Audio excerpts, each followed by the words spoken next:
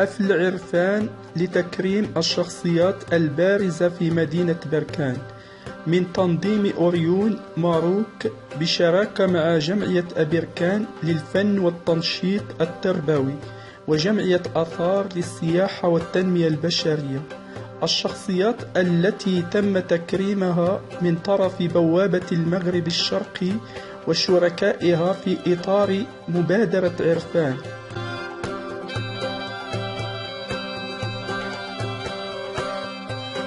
تكريم الأخت المحترمة فادية قاضي من مدينة بركان في مبادرة عرفان، وأول ظهور لها صانعة المحتوى الكرتوني الرائع صاحبة قناة سلسلة بوشعيب والضاوية.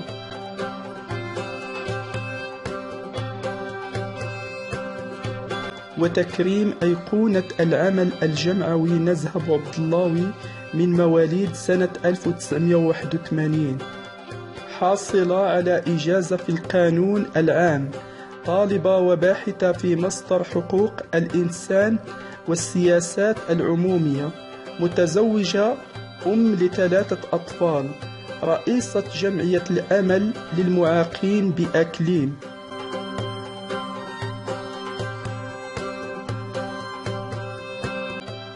أخذت على عاتقها ثقل العمل التطوعي، أحسنت وأكرمت وتسلمت، فلتتفضل أيقونة العمل الجمعوي نزهة بوعبدالله.